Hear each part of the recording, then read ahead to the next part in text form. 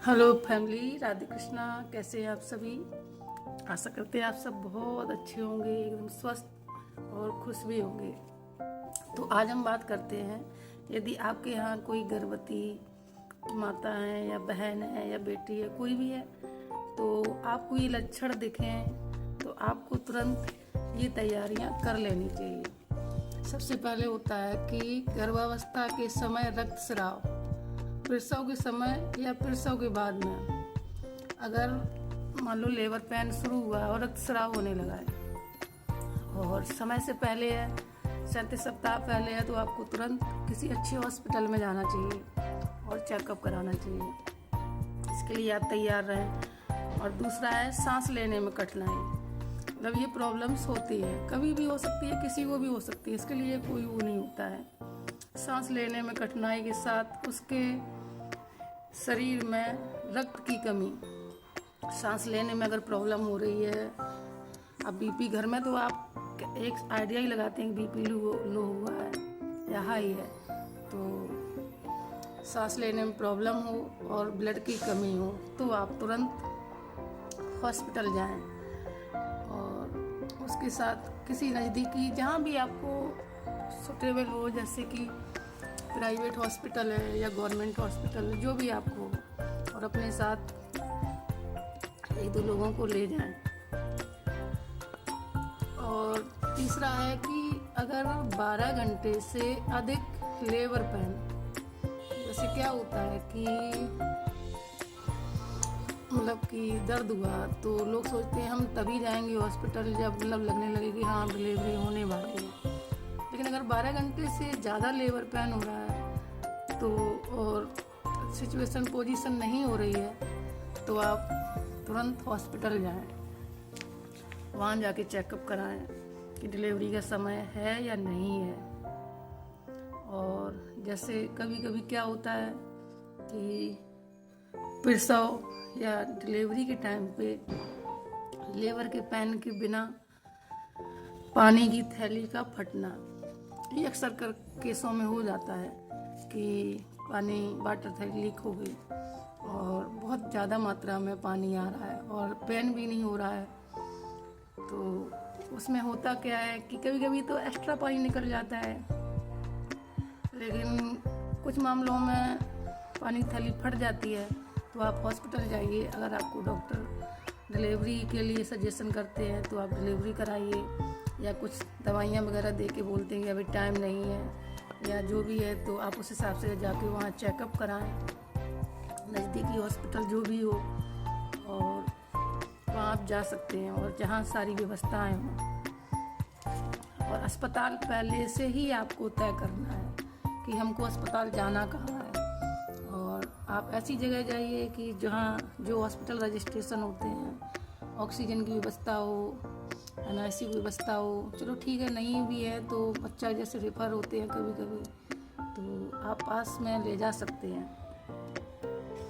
और इसके लिए आपको, अगर आपका प्रसव नॉर्मल होता है, या सीजन में तो 5 दिन लगते ही हैं, अगर आपका प्रसव नॉर्मल होता है तो ये नहीं कि आप जैसे 2-4 घंटे हुए बस घर आना है, कम से कम 48 घंटे रुकना चाहिए, क्योंकि 48 घंटे तक महिला को ब्लीडिंग के चांस रहते हैं और आने जाने में भी थोड़ा सा दिक्कत तकलीफ आ सकती है। इसलिए 48 घंटे कम से कम सोच के चलिए, हम 48 घंटे रुकना है। ये नहीं पेशेंट ठीक है बस चलो आराम से घर पे, ऐसा नहीं होना चाहिए।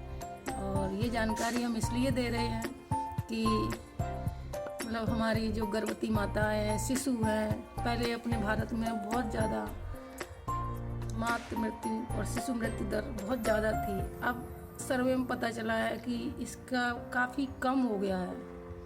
टेटनेस के इंजेक्शन लगते हैं, पहले कोई टेटनेस का तो लगवाता नहीं था, तो जन्म समय बच्चों को प्रॉब्लम हो जाती थी। और कितने भी बच्चे, पहले सुना होगा हमारी दादी या पुराने लोगों से कि 10 बच्चे हुए, उसमें से 4 ही जीवित हैं, 6 चले गए। लेकिन अब तो स्वस्थ भारत हो गया है, स्वस्थ स्वच्छ। और बेटी हो या बेटा हो, हमें खुशियाँ, मतलब बेटी होने पर और ज़्यादा खुश होना चाहिए कि आपके घर में लक्ष्मी आती है। सरकार भी बेटी बचाओ बेटी पढ़ाओ इस पे काफ़ी कार्य कर रही है और काफ़ी सरकार मदद भी करती है। शादी विवाह पढ़ाई में भी अच्छे मार्क्स लाते हैं, गवर्नमेंट स्कूल हैं तो उनमें आप अपनी बेटी बेटा को बराबर दर्जा दें। बेटी होने पर मायूस नहीं होना चाहिए, क्योंकि जहाँ से बेटी होती है वहीं से बेटा होता है। कभी कभी लोग बेटी होने पर माँ को कहते हैं कि इसको बेटी बेटी हो रही है, जबकि माँ का कुछ नहीं होता है। ये पिता से ही मिलता है कि बेटी होगी या बेटा होगा। इसलिए कभी भी माँ बेटी बहन को किसी को ये मत बोलिए कि इसको बेटी बेटी होती है। तो ये हमारी जानकारी है। और जन्म के 1 घंटे के भीतर बच्चे को स्तनपान कराना चाहिए। मतलब जन्म के 1 घंटे के अंदर उससे क्या होता है कि हमें पता चलता है कि हमारा बच्चा स्वस्थ है। अगर अच्छे से दूध पी पा रहा है तो बच्चा अच्छा है। और माँ का पहला गाढ़ा पीला दूध बच्चे के लिए एक औषधि की तरह होता है, जिससे बहुत कम बीमारियों के चांस रहते हैं।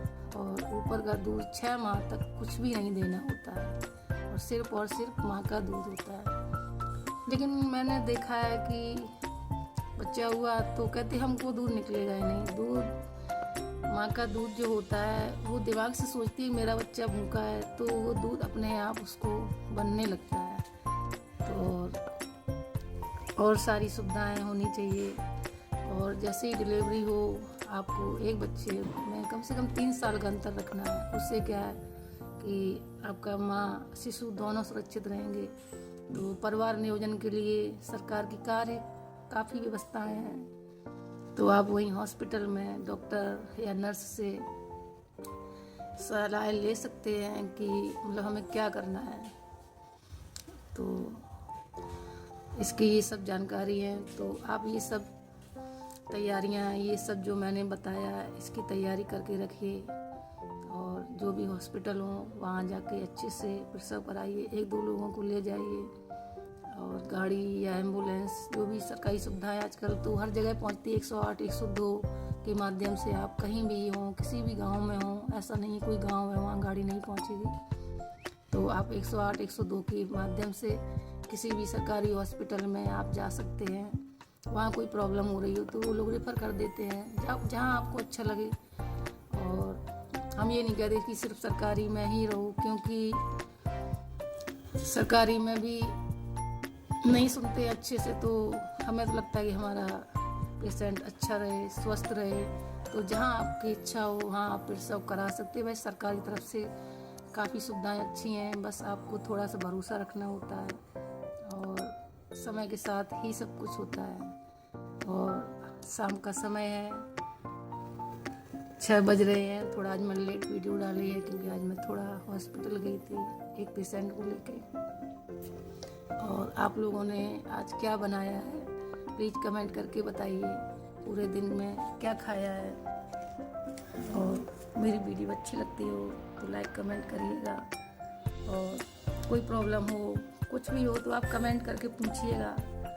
अभी तो हम लोग नए हैं, थोड़ा जुड़ने में समय लगेगा। तो जब हम लोग एक दूसरे को जानने लगेंगे तो ना आपको पूछने में प्रॉब्लम होगी, ना हमें बताने में कोई प्रॉब्लम होगी। हंसते रहिए, मुस्कुराते रहिए। Bye bye. राधे कृष्णा दोस्तों।